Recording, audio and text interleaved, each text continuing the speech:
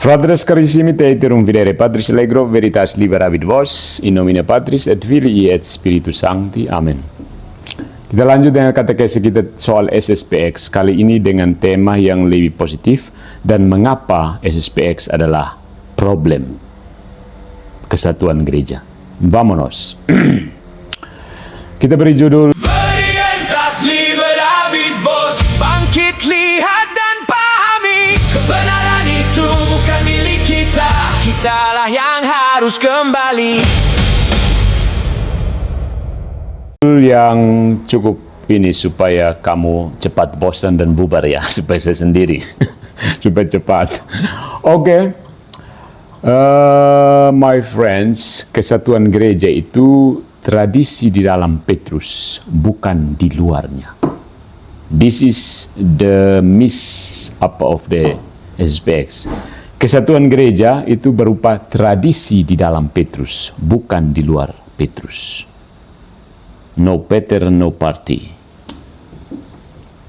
Kesatuan gereja Katolik, saudara-saudari, bukan sekedar kesepakatan administratif. Dia bukan kontrak organisasi. Dia bukan kesamaan selera liturgis. Dia bukan juga nostalgia kolektif terhadap masa lampau yang dianggap lebih murni. No. Kesatuan gereja adalah realitas ontologis. Sesuatu yang menyentuh hakikat gereja sebagai tubuh mistik Kristus.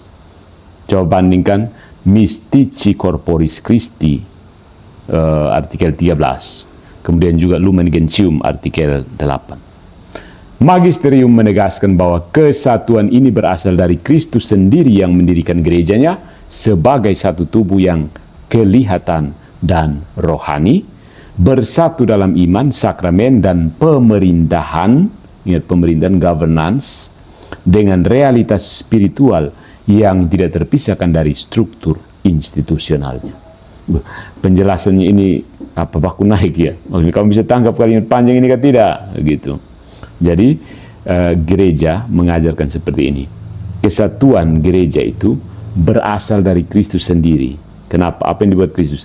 Kristus mendirikan gereja yang adalah satu tubuh yang kelihatan sekaligus rohani, visible dan invisible. Ya, bersatu dalam iman, sakramen, ya, tata aturan pemerintahan dengan kenyataan rohania spiritual yang juga tidak terpisahkan dari struktur tersebut. Jadi seperti seperti manusia, tubuh manusia tidak bisa dipisahkan dari jiwanya yang spiritualnya. Kalau dipisahkan dia langsung jadi jenazah. Begitu maksudnya. Gereja itu tubuh Kristus, bukan kumpulan orang-orang yang hobi Roma sama-sama. Ya, karena itu kalau ada kelompok yang mengaku menjaga tradisi tetapi bergerak di luar ketaatan kepada Petrus, persoalannya tidak bisa dipersempit menjadi soal suka misa tridentin bahasa Latin atau dipersempit lagi menjadi tidak suka Vatikan II. Bukan. Persoalannya jauh lebih dalam. Apakah tradisi dapat hidup tanpa struktur apostolik yang Kristus tetapkan? Apakah seseorang bisa mencintai warisan gereja sambil memutus diri dari rumah yang menjaga warisan itu? Jawaban Katolik tegas. Sonde. Tidak. Ya. Tradisi Katolik hidup di dalam gereja. Dan gereja Katolik hidup dalam persekutuan dengan Petrus. Tradisi di luar Petrus bukan tradisi yang lebih murni. Tradisi itu adalah cabang, tradisi yang di luar gereja itu, di luar Petrus itu seperti cabang yang memuji getah itu, puji-puji bahwa getahnya itu bagus, tapi sudah memutus batang, jadi puji-puji getahnya saja. Karena mengalir dari batang yang terputus itu. So, mari kita lihat. Yang pertama, tradisi itu bukan fosil. Tradisi itu bukan fosil, tapi adalah tubuh yang hidup. Ini salah satu kekurangan dari teman-teman skismatik ortodoks. Mereka gereja sudah nyangkut di milenium kedua, dan setelah itu mereka hanya. Tradisi bukan fosil. Kesalahan filosofis paling mendasar dari gerakan skismatik tradisionalis adalah memperlakukan tradisi sebagai benda mati. Seolah-olah tradisi adalah fosil purba yang harus diawetkan dalam museum, tidak boleh disentuh, tidak boleh tumbuh, tidak boleh dijelaskan ulang, dan tidak boleh dibaca dalam terang otoritas gereja yang hidup. Tetapi dalam iman Katolik, tradisi bukan museum ya. Tradisi adalah dari bahasa Latin traditio, penyerahan hidup iman dari Kristus kepada para rasul, dari para rasul kepada gereja, dan dari gereja kepada generasi berikutnya. Tradisi bukan sekedar isi yang diwariskan, tetapi juga tindakan menyerahkan, menerima, menjaga, menafsirkan, dan meneruskan. Itu namanya tradisi. Ens tradisional. Manusia itu makhluk tradisional. Kita datang dari tradisi. Dan di sini penting subjek yang hidup. Ya, tradisi tidak bisa diwariskan hanya melalui teks yang mati. Itu tidak menjadi warisan. Itu bukan warisan. Itu kode rahasia dan seseorang harus mengencode. Ya. Membaca itu kan encoding sebenarnya. Sesuatu disebut tradisi bukan hanya karena dia tua, tetapi karena dia diterima dan diteruskan oleh komunitas hidup yang punya otoritas. Nah, dalam Katolisisme, subjek hidup itu adalah gereja. Perlu ada subjek hidup dalam tradisi. Dan subjek itu adalah gereja. Gereja yang mengajar, menguduskan, dan menggembalakan dalam persekutuan dengan para uskup dan uskup Roma. Ya, jadi tradisi tidak boleh dilepaskan dari magisterium hidup. Begitu tradisi dipisahkan dari magisterium, tradisi berubah menjadi bahan kurasi ideologis. Jadi ada ide-ide yang kita kumpulkan saja. Begitu. Karena tidak ada komunitas hidup yang menjaga itu. Baca-baca, congkil. Baca-baca, congkil. Orang mulai memilih paus favorit, konsili favorit, ritus favorit, ensiklik favorit, dan zaman favorit. Protestan sekali kan? Ingat, memilih. Protestan kan mulai, kalau Protestan itu mulai dengan buku favorit, 66. Paus favorit, Paus Damasus. Lalu apa lagi? Konsili favorit, ya, Chalcedon, Nicea. Ritus favorit, ya, ensiklik favorit. Kayaknya tidak, ensiklik favorit itu surat Rasul Petrus, ya. Dan zaman favorit. Pokoknya itu. Artinya ada pilihan sendiri. Lalu hasil seleksi pribadi itu diberi label megah, tradisi sejati, atau kalau dalam versi Protestan, Injil murni. Ya kan? Padahal itu bukan lagi tradisi, itu sudah antologi selera, kumpulan selera-selera. Jadi tradisionalisme yang memisahkan diri dari Roma kadang-kadang sering menyerang Protestantisme karena Protestan menempatkan tafsir pribadi di atas otoritas gereja, tapi ketika mereka sendiri menempatkan tafsir pribadi atas tradisi di atas magisterium yang hidup, mereka jatuh ke pola yang sama. Bedanya hanya kostum. Jadi kalau Protestan itu berkata, kitab suci jelas, gereja keliru. Kalau kaum tradisionalis skismatik itu mengatakan, tradisi jelas, magisterium sekarang keliru. Jadi begitu kan? Kitab suci, tradisi, dan magisterium kan? Ya, jadi kalau Protestan bilang, kitab suci jelas, gereja lah yang keliru. Kalau tradisionalis skismatik, mereka yang memecahkan diri karena terlalu mengagungkan tradisi, itu bilang, tradisinya jelas, magisterium sekarang yang keliru. Jadi strukturnya sama. Otoritas privat menggantikan otoritas gereja. Yang satunya, Protestan membawa Alkitab. Yang ini, skismatik tradisional ini membawa misale yang lama. Yang Protestan mengutip Paulus, yang ini mengutip Pius. Ya, Paulus dan Pius, bedanya saja. Tetapi keduanya duduk di kursi yang sama. Kursi hakim pribadi atas gereja. Ya kan? Dalam kerangka inilah ada satu artikel yang sempat saya baca sebelumnya itu dari Gavin Ascendent. Dia menulis tentang theological hinterland. Hinterland itu macam apa ya? Ketika seseorang keluar dari persekutuan dengan Roma, dia masuk ke semacam hinterland teologis, tanah pedalaman rohani, maksudnya tanah yang terpencil, di mana pusat spiritualitas perlahan bergeser dari sungai yang asli, Petrin, menuju ke diri sendiri. Ya, hinterland itu macam tanah di muara yang sungai datang lalu bawa tanah sedikit buat dia jadi pulau. Dia jadi berubah di situ. Dia daratan berubah ke situ. Pulau kecil satu. Ya. Jadi ketika keluar dari persekutuan dan Roma, dia menjadi masuk semacam hinterland teologis dalam ungkapan Gavit Ascendent ini. Tanah pedalaman rohani di mana pusat spiritualis perlahan-lahan bergeser terus dari paus, dari persekutuan dan uskup Roma ke diri sendiri, kelompok sendiri. Ya. Ungkapan ini ya menyentuh luka paling dalam ya dalam skisma. Skisma jarang dimulai dengan kebencian terhadap Kristus. Untuk skisma ya, termasuk di sini ortodoks dan skisma-skisma seperti ya, ada beberapa skisma, ada yang bukan skisma, ada yang heresi, ya, harus skisma. Tapi pokoknya skisma artinya perpecahan. Itu tidak dimulai dengan kebencian terhadap Kristus. Tidak ada bidat atau skisma yang mulai dengan kami benci Kristus, tidak. Seringkali dia mulai dengan keyakinan bahwa saya lebih tahu bagaimana menjaga Kristus daripada gerejanya sendiri. Bahaya sekali itu. Dan ini memang tragedi besar. Orang mengira sedang menjaga tradisi atau sedang menjaga Injil yang murni, padahal sedang menjadikan dirinya pusat tradisi. Di sini Peter itu bukan aksesori, tetapi batu karang kesatuan.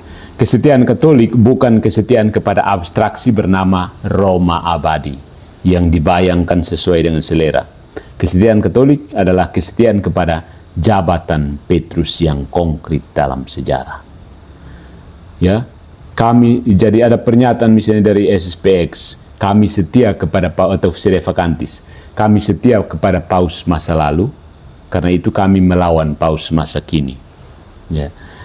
Secara logis sebenarnya bermasalah pernyataan seperti ini. Otoritas kepausan bukan milik temperamen, karakter pribadi seseorang paus tertentu, bukan. Otoritas kepausan adalah jabatan yang berkelanjutan. Orang Katolik tidak setia kepada Petrus sebagai tokoh sentimental, melainkan kepada tugas Petrusnya, kepetrusannya. Bahasa Latinnya munus Petrinum, artinya tugas dan tanggung jawab sebagai Petrus itu. Jabatan Petrus, batu karang kelihatan yang menjaga kesatuan gereja. Ya. Iya, seorang paus bisa dikritik jelas. Sejarah gereja tahu paus yang kuat, paus yang lemah, paus yang suci, paus yang politis, paus yang membingungkan, paus yang kurang bijaksana secara pastoral. Tetapi kritik yang sah berbeda dengan pembangkangan struktural. Mengkritik kebijakan pastoral tidak sama dengan membangun otoritas paralel. Membedakan tingkat ajaran tidak sama dengan menolak prinsip ketaatan. Ya.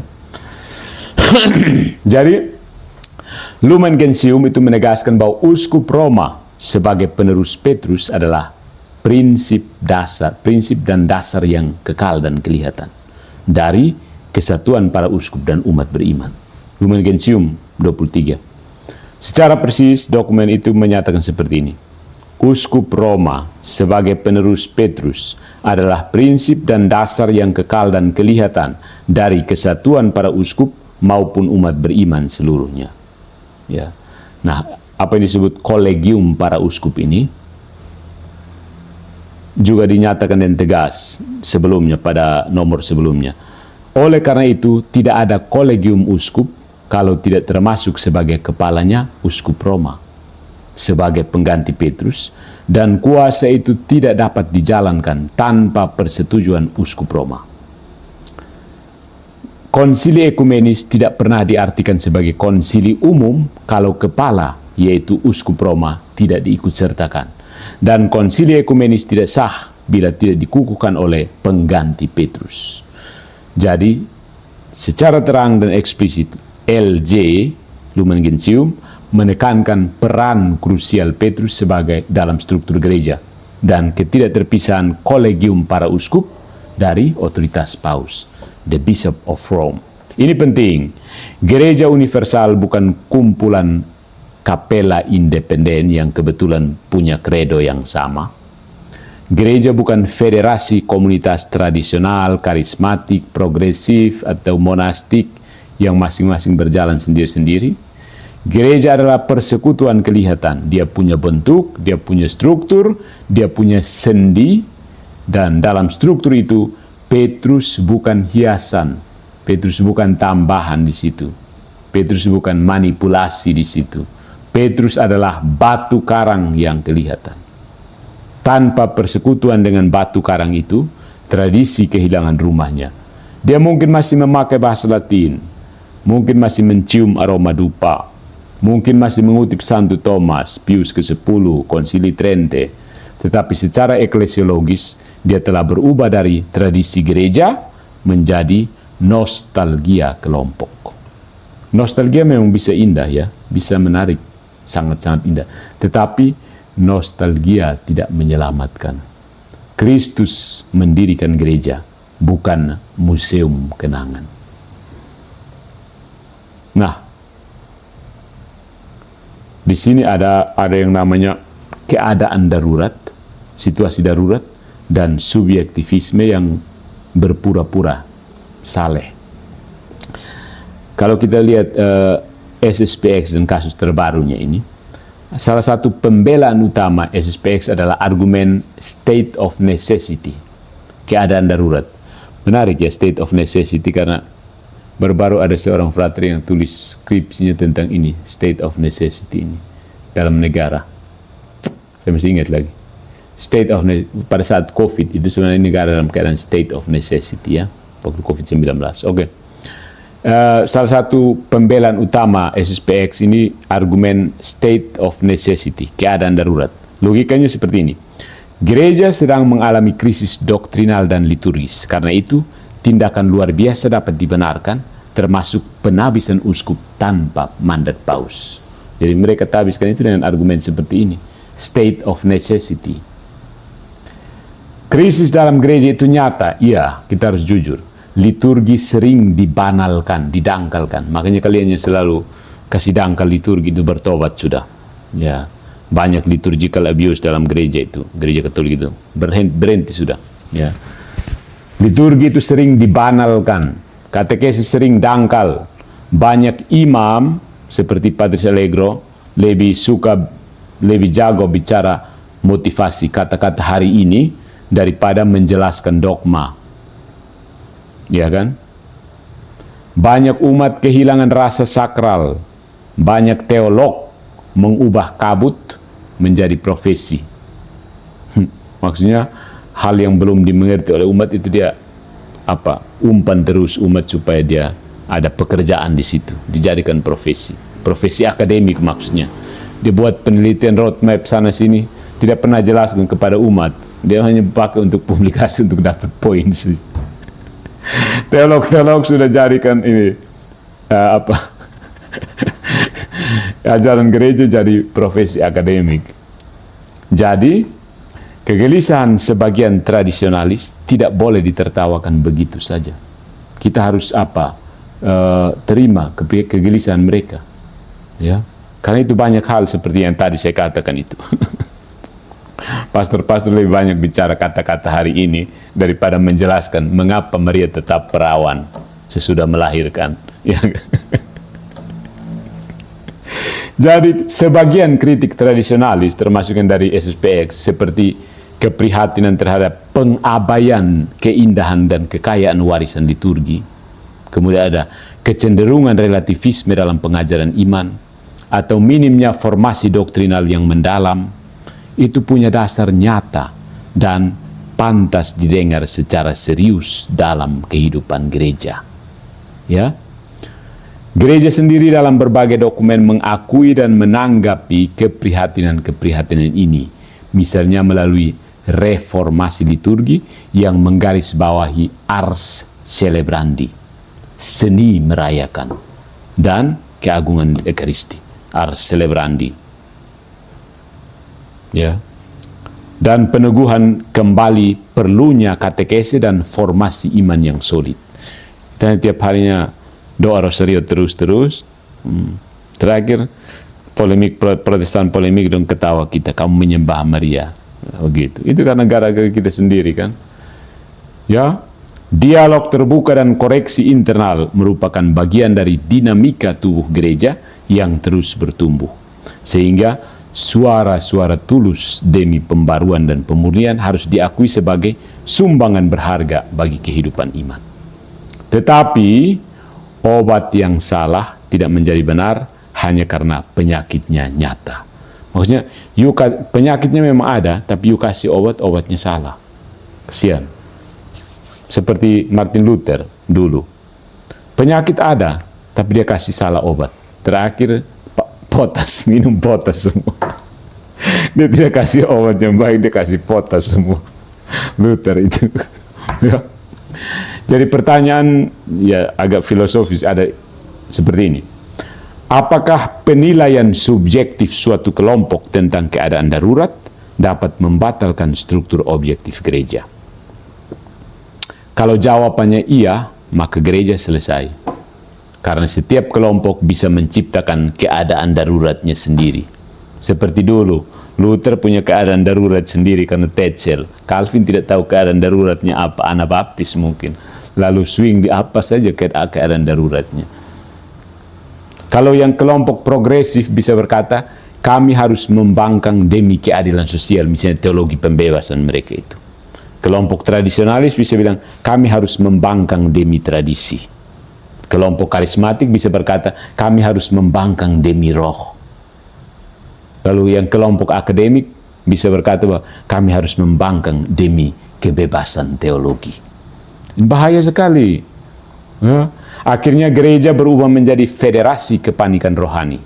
Setiap orang berada dalam state of emergency, state of necessity maksudnya. Ya. Lalu setiap kelompok pegang alarmnya sendiri, lalu menyatakan diri berhak melanggar struktur kesatuan. Bahaya. Ahli hukum gereja bilang, karena cinta kasih kita tidak usah percaya Paus punya ketentuan. Demi cinta kasih orang boleh menikah tambah lagi. Ya, inilah subjektivisme yang menyamar sebagai kesalehan. Piety. Ya. Dalam gereja Katolik, keadaan darurat, state of necessity, tidak dapat dijadikan pisau untuk memotong prinsip konstitutif gereja. Primat Petrus bukan sekedar prosedur birokratis yang bisa ditunda ketika cuaca sedang buruk misalnya. Itu kan state of necessity. Primat Petrus menyentuh bentuk gereja sendiri. Tanpa itu gereja menjadi opini-opini yang pakai opini yang pakai dupa lah. Berikut mari kita lihat dari posisi hukum kanonik, hukum gerejawi. Kesatuan itu bukan perasaan, tetapi aturan gerejawi, tatanan gerejawi, ordo ecclesiae. Gereja bukan hanya tubuh mistik, dia juga masyarakat kelihatan, bukan? Karena itu, kesatuan gereja tidak hanya dijaga melalui nasihat rohani, konseling, tetapi juga melalui hukum. Tak. Hukum kanonik sangat jelas. Seorang uskup yang menabiskan seseorang menjadi uskup tanpa mandat kepausan, dan orang yang menerima tabisan tersebut terkena ekskomunikasi late sententiae. Late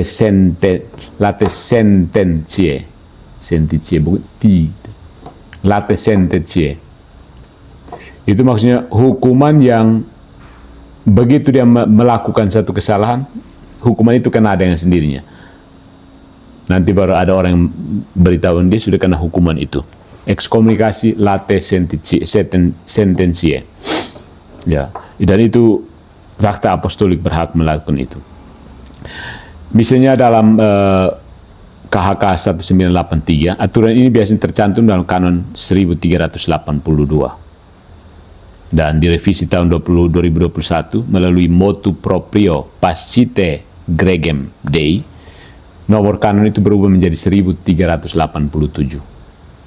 Perubahan nomor ini hanya bersifat redaksional ya, bukan perubahan isi. Tapi perlu diketahui supaya tidak terjadi kebingungan yang mau studi atau mau riset referensi. Ya, karena ada KHK yang 983 itu ada revisinya 2021 dan nomor di sini ada berubah. Nah, ini yang dimaksud di sini bukan legalisme kering, tapi ini adalah eklesiologi dalam bentuk hukum. Ya, kenapa berat? Karena penabisan uskup itu bukan sekedar penambahan tenaga pastoral. Ya, seorang uskup itu masuk ke dalam kolegium episkopal. Ya, persatuan para uskup. Dalam kolegium episkopal, ya, kolegium episkopal ini tidak berdiri tanpa kepala, yaitu uskup Roma sendiri. Ya, jadi penabisan uskup tanpa mandat paus bukan berarti sekedar pelanggaran administratif. Itu bukan pelanggaran administratif doang. Oh, kebetulan lupa beritahu, nanti sebentar baru saya WA ini paus. Tapi itu sebenarnya menyentuh struktur apostolik gereja. Ya, jadi bukan sudah nanti baru tabis ais baru WA ini Paus Leo. Tidak ada. Paus Yohanes Paulus II dalam motu proprio-nya Ecclesia Dei tanggal 2 Juli 1988 ya. Hampir berapa tahun? Persis seperti hari-hari.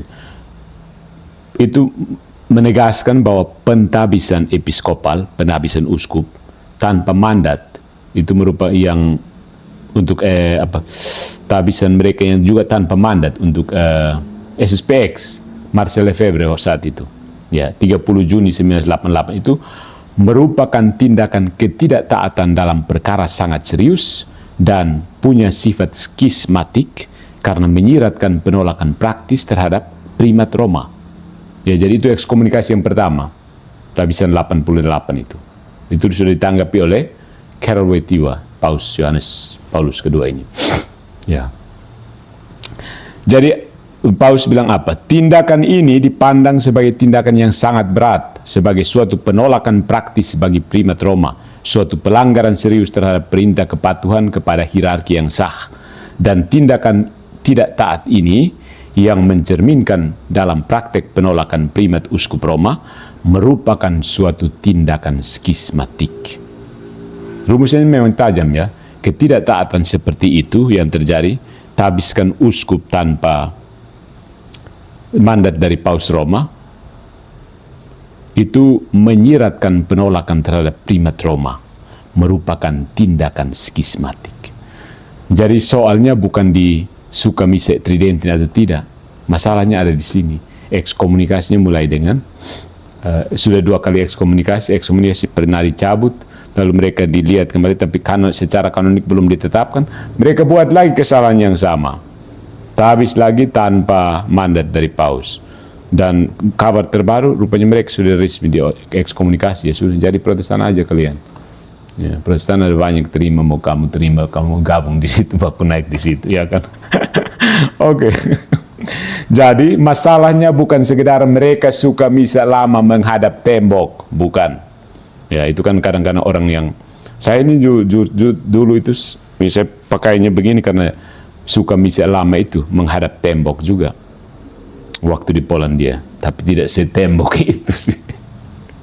Jadi masalahnya itu bukan sekedar SSPX itu suka misa lama, jadi mereka itu skisma, tidak. Masalahnya adalah pembentukan struktur episkopal yang berjalan tanpa mandat Petrus. Begitu. Ya. Masalahnya itu pembentukan struktur episkopal yang berjalan tanpa mandat Peter. Itu bukan tradisi, itu paralelisme gerejawi. Nah, sekarang statusnya seperti apa? Saya tidak tahu yang terakhir ya, karena tadi saya sempat scroll itu di TikTok, itu katanya sudah resmi, tapi waktu saya mempersiapkan katekesi ini belum ada putusan, itu masih dalam negosiasi. Kata Paus Benediktus ke-16 itu mencabut ekskomunikasi 4 uskup SSPX ya pada tahun 2009 sebagai langkah pastoral. Jadi mereka sebenarnya posisi sampai beberapa hari terakhir itu secara pastoral didekati, tapi secara doktrinal belum selesai. Ya. Pencabutan oleh Paus Benediktus ke-16 itu tidak sama dengan pemberesan status doktrinal dan kanonik. Ya. Paus Benediktus ke-16 sendiri menjelaskan bahwa pencabutan itu berada pada level disipliner. Ya. Sedangkan persoalan SSPX tetap berada pada level doktrinal. Jadi, beliau menegaskan bahwa selama SSPX tidak memiliki status kanonik dalam gereja, para pelayannya tidak menjalankan pelayanan yang sah di dalam gereja. Jadi waktu itu status kanoniknya belum ditetapkan. Ya. Nah, pernyataan dari Benediktus ke-16 ini sangat penting ya, karena gereja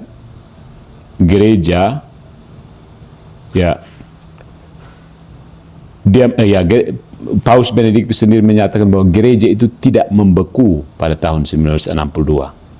Karena maksudnya kaum SSPX ini mengatakan bahwa kami hanya mau saja yang pre-Vatikan kedua, 62 itu. Sementara Benediktus bilang gereja tidak beku di situ. Ya, ini prinsip Katolik. Ini bukan slogan progresif liberal, no. Ini adalah prinsip Katolik. Magisterium hidup tidak bisa dikurung pada satu titik sejarah. Sebagaimana tradisi tidak dapat dibekukan di ruang pendingin nostalgia, freezer nostalgia. Tapi gereja juga bertindak sebagai ibu tentu saja. Paus Fransiskus misalnya memberi fakultas tertentu. Fakultas itu maksudnya pilihan tertentu kepada imam-imam SSPX untuk mendengarkan pengakuan dosa secara valid dan licit di seluruh dunia selama tahun suci kerahiman 2015 sampai 2016 itu. Dan sesudah itu memperpanjang izin itu sampai sekarang. Sampai terakhir mereka dan ini tabisan itu. Ya. Mereka bisa melakukan dan itu dianggap sah dan licit oleh gereja. Ya. Juga mereka sempat diizinkan untuk merayakan Ekaristi,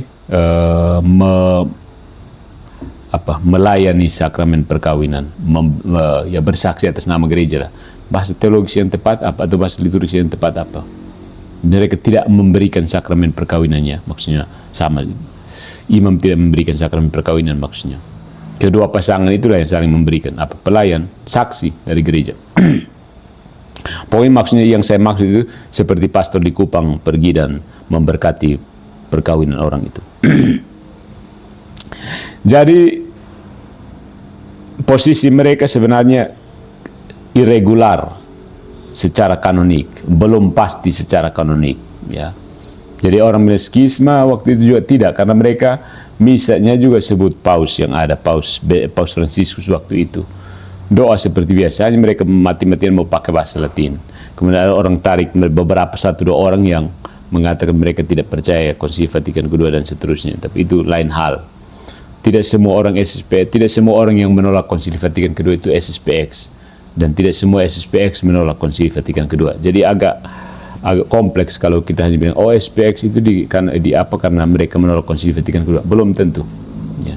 Ada yang bukan SSPX tapi mati-matian menolak Konsili Vatikan kedua. Ada sede vacantis sendiri lagi. SPX bukan sede vacantis posisinya. SSPX bukan sede vacantis ya. Beda.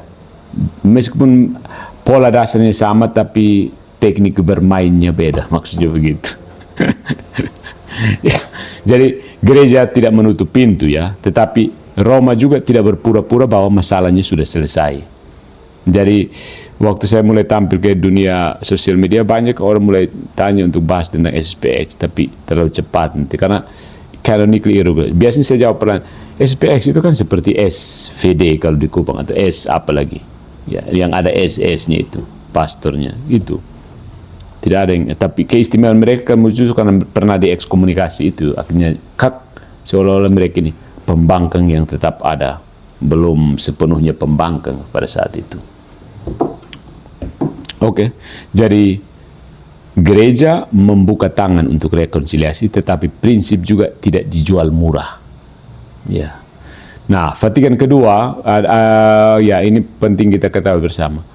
Itu memang konstitusi konsili pastoral, bukan konsili dogmatis, tetapi bukan berarti tidak mengikat.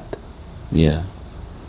Karena banyak yang sering mengklaim bahwa Konsili Vatikan kedua hanya pastoral, jadi tidak mengikat. Tapi namanya konsili ya pasti mengikat kan. Benar, Konsili Vatikan kedua tidak terutama dimaksudkan sebagai konsili yang mengeluarkan definisi dogmatis luar biasa seperti Trente atau Vatikan pertama dalam konteks kontroversi tertentu. Tetapi dari situ tidak bisa disimpulkan bahwa ajarannya tidak punya otoritas. Itu lompatan logika. Ya. Konsili ekumenis yang sah dikukuhkan oleh paus. Itu adalah tindakan magisterium. Nah, sifat pastoral tidak menghapus otoritas magisterial. Pastoral bukan lawan dari doktrinal. Pastoral adalah cara gereja menerapkan, menjelaskan, dan menghadirkan doktrin dalam sejarah. Ya. Kemudian Lumen Gentium 25 ya menegaskan bahwa umat beriman harus menerima ajaran para uskup yang mengajar dalam persekutuan dan paus dengan religious assent, kepatuhan religius. Ya. Bahkan terhadap magisterium otentik yaitu paus ketika dia tidak berbicara ex cathedra. Umat beriman tetap harus memberikan kepatuhan kehendak dan akal budi ya sesuai sifat dokumennya, pengulangan ajaran dan cara penyampaiannya. Itu ditegaskan juga dalam Katekismus Gereja Katolik 891 sampai 892. Itu menjelaskan tingkatan otoritas pengajaran magisterium dan bentuk ketaatan yang diperlukan dari umat. Ada juga instruksi Donum Veritatis, pentingnya keterbukaan, penelaahan teologis yang bertanggung jawab, sikap rendah hati dalam menerima ajaran magisterium, termasuk ketika muncul kesulitan, selama sikap tersebut tetap berada dalam semangat kesetiaan dan cinta kepada gereja. Tapi Donum Veritatis ini juga mengakui bahwa dalam kasus-kasus tertentu, seorang teolog bisa mengalami kesulitan serius untuk menerima ajaran non-definitif dari magisterium. Itu diakui. Nah, dalam situasi seperti ini, gereja meminta agar segala kesulitan disampaikan kepada otoritas magisterium secara hormat, secara internal, dan tidak menghasut umat, sambil tetap menjaga jiwa ketaatan dan sikap kerendahan hati, serta keterbukaan pada koreksi. Jadi fondasi ketaatan ini kokoh dan kaya secara doktrinal, didukung oleh berbagai sumber magisterial utama, saling menguatkan, tapi tetap mengakui adanya ruang yang sangat terbatas dengan syarat-syarat tertentu untuk dissent. Dissent itu maksudnya untuk yang tidak sesuai lah, yang sedikit melawan, tapi kata melawan terlalu lebih. Dissent artinya berbeda pandang lah, tidak setuju. Bagi dissent yang bertanggung jawab dan dilakukan dalam kerangka kesetiaan kepada gereja, itu penting.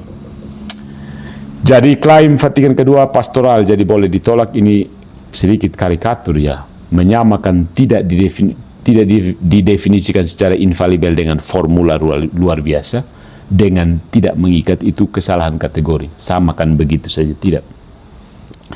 Dalam iman Katolik, tidak semua yang mengikat harus berbentuk definisi dogmatis luar biasa. Ada magisterium biasa, ada ajaran otentik, ada tingkat kepatuhan yang berbeda, tetapi berbeda tingkat tidak berarti boleh diabaikan sesuka hati. Ya. Nah, kaum tradisionalis yang menolak ini sedang memakai logika minimalis. Selama tidak ada palu dogma luar biasa, dia merasa bebas menolak. Dan ini bukan rasa Katolik. This is not Catholic sense. Ini mentalitas pengacara rohani yang mencari celah hukum untuk tidak taat. Ya kan? Biasa pengacara begitu sibuk cari celah di antara KUHP untuk menang. Ya, kalau kamu pakai logika seperti ini, tiap orang bisa jadi. Kita jadi Protestan sudah. Ya. Nah, yang terakhir, belum terakhir ya, kedua dari terakhir ya, kesatuan gereja itu bersifat ontologis, bukan estetis, kelihatan semata. Ya, sampai di sini baru kita bisa. Perdebatan ini sering diseret ke soal liturgi, misalnya soal bahasa Latin atau bahasa vernakular, bahasa lokal kita. Misa Tridentina atau Novus Ordo, altarnya ad orientem yang menghadap tembok itu atau versus populum, Gregorian atau musik lokal. Padahal persoalan dasarnya bukan estetika liturgis, ya. Persoalan dasar. Seorang Katolik boleh mencintai liturgi tradisional Dia boleh mencintai bahasa Latin, keheningan, rubrik yang tertib, Gregorian, dupa, kasula Romawi, ars celebrandi yang agung. Semua itu bisa menjadi kekayaan gereja. Masalah muncul ketika liturgi tertentu dijadikan standar untuk menghakimi legitimasi gereja universal. Ya, liturgi bukan bendera separatis. Misa bukan properti kelompok. Ekaristi adalah sakramen kesatuan. Karena itu mempertahankan misa yang benar dengan cara mengorbankan kesatuan dengan gereja, itu seperti menjaga piala sambil menumpahkan anggurnya. Ketumpah bersama doang. Jadi mereka itu mau menjaga forma, tetapi melukai persekutuan. Mau menjaga rubriknya, tetapi merobek tubuh. Mau menjaga bahasa Latin, tapi kehilangan tata bahasa terdalam dari gereja, yaitu ketaatan. Gereja bukan hanya tempat ritus yang indah. Gereja adalah tubuh Kristus, dan tubuh tidak hidup dari estetika belaka. Tubuh hidup dari kesatuan organik. Jadi yang seharusnya itu tradisi di dalam hierarki, bukan tradisi melawan hierarki. Itu sudah pola pikir kompetisi kayak et dari Protestan itu, out. Camkan ya saudara-saudara, Katolisisme selalu memiliki logika et dalam bahasa Latin. Dan, ini dan itu. Kitab suci dan tradisi. Iman dan akal budi. Rahmat dan kodrat. Kristus dan gereja. Liturgi dan ketaatan. Tradisi dan magisterium. Maka pilihan tradisi atau hierarki itu pilihan palsu. Tradisi Katolik yang sejati tidak berdiri melawan hierarki apostolik. Tradisi hidup di dalam hierarki, dikawal oleh hierarki, dijelaskan oleh hierarki, dan diteruskan melalui hierarki. Tanpa hierarki, tradisi menjadi bahan rebutan. Tanpa Petrus, setiap orang dapat mengangkat dirinya sebagai penjaga Roma sejati. Dan pada saat itu, tradisi tidak lagi menjadi sungai yang mengalir dari para rasul, tetapi sumur pribadi yang digali di halaman sendiri. Seberapa meter tuh bro? Pasti orang Sabu yang gali itu. Biasanya sumur pribadi itu cepat menjadi keruh. Tidak tahu karena apa. Jadi kesetiaan Katolik yang utuh bukan kesetiaan pada masa lalu melawan masa kini. Kesetiaan Katolik adalah kesetiaan kepada Kristus yang memimpin gerejanya sepanjang sejarah. Dulu, sekarang, dan sampai akhir zaman. Jadi mari kita pakai analogi pohon. Kristus, Petrus, dan tradisi. Analogi yang paling tepat untuk memahami kesatuan ini adalah pohon, tree, hau monef, hau. Pohon bahasa daun apa? Pohon, hau, bukan hau. Hau itu kayu dan pohon sama ya. Oke, Kristus adalah akar. Struktur apostolik, khususnya Petrus, adalah batang. Tradisi adalah getah. Sampai sini bisa tangkap. Getah, tradisi itu getah. Ritus, devosi, order religius, spiritualitas, dan sekolah-sekolah teologi, theological school, maksudnya mazhab teologi maksudnya. Itu adalah cabang-cabang, misalnya Molinisme dan Thomisme, begitu. Ya. Jadi cabang yang sehat menerima getah melalui batang. Dia tidak berkata kepada batang, saya lebih murni dari kau. Dia tidak memutus diri sambil mengklaim sedang menjaga getah asli. Karena getah tidak bertahan dalam cabang yang terputus. Mungkin cabang yang patah masih tampak hijau beberapa saat. Ya. Mungkin daunnya masih terlihat indah, bagus. Mungkin orang bisa angkat kamera, foto, lalu betapa klasiknya, betapa anggun, antik ya. Tetapi waktu adalah teolog yang jujur. Cabang yang putus akan kering. Ya. Demikian pula kelompok yang memisahkan diri dari Petrus. Mereka mungkin masih memiliki bentuk-bentuk Katolik. Altar, kasula, dupa, bahasa Latin, rosario, dokumen lama, teologi skolastik. Tetapi tanpa persekutuan yang benar dengan gereja, semua itu berada dalam Luka. Tapi sejarah dan teologi gereja Katolik sendiri mengakui bahwa persoalan skisma tidak selalu sederhana. Ada realitas persekutuan yang tidak mutlak hitam putih. Dalam beberapa kasus gereja bicara tentang communio parsialis, persekutuan yang belum utuh namun tetap nyata. Anugerah dan Roh Kudus tetap bisa bekerja di luar batas-batas kelihatan gereja. Ya, di dalam Konsili Vatikan II misalnya, banyak unsur kekudusan dan kebenaran dapat ditemukan di luar struktur gerejawi Katolik yang kelihatan. Itu dalam Unitatis Red Integratio. Jadi kelompok-kelompok yang terpisah tidak selalu sepenuhnya terputus dari rahmat Kristus. Bukan selalu tanpa rahmat, bukan selalu tanpa niat baik, tetapi tetap dalam luka. Ya. Dan luka perpecahan tetap nyata, ya, dan menuntut penyembuhan. Tetapi kompleksitas sejarah dan misteri belas kasih Allah itu menuntut kita untuk mengenali bahwa karya Roh Kudus tidak terkungkung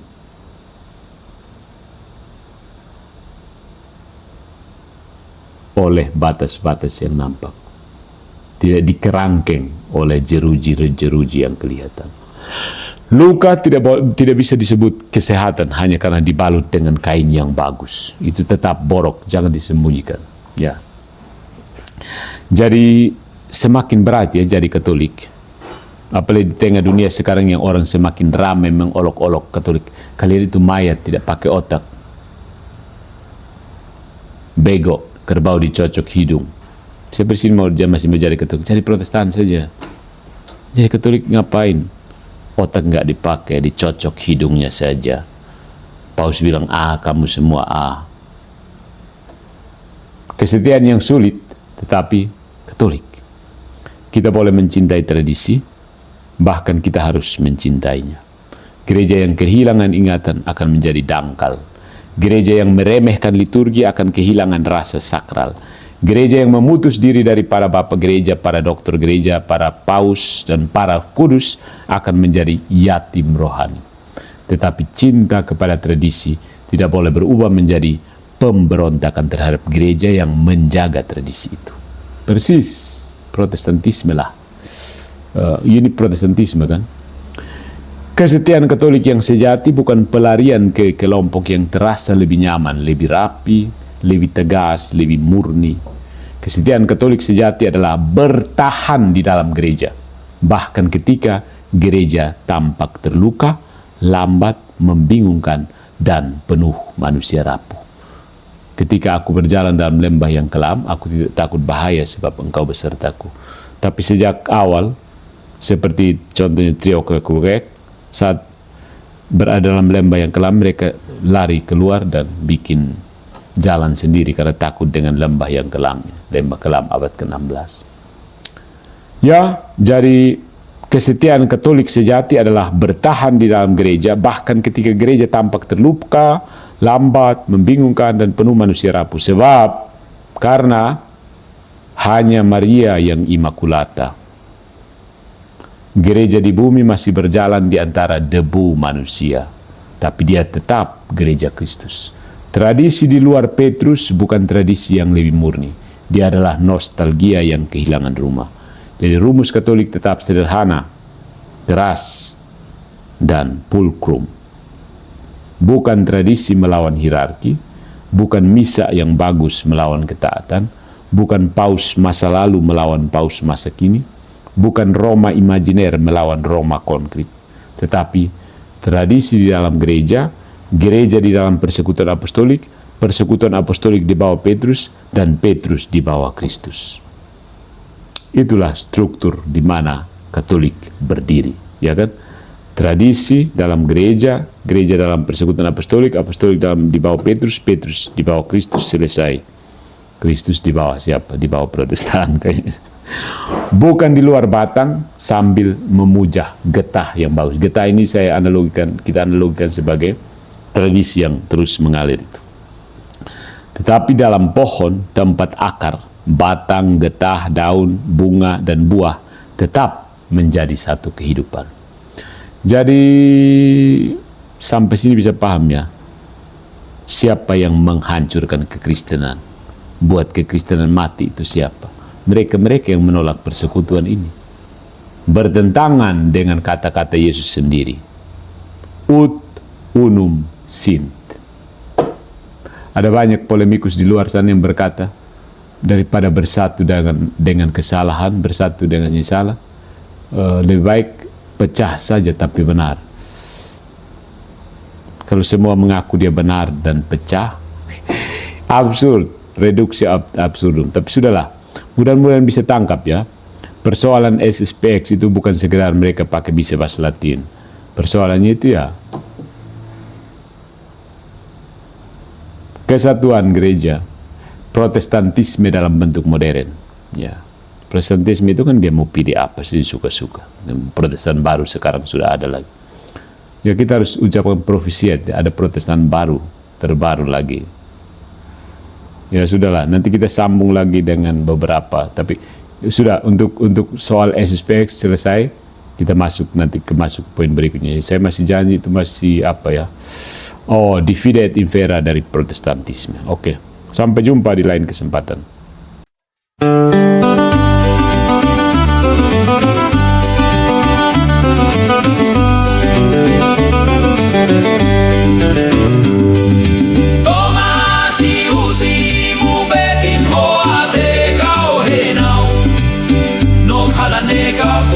Natuin hoa Funau matak Mitnalali hotetus Leho muloitan biale Ufuf sin matan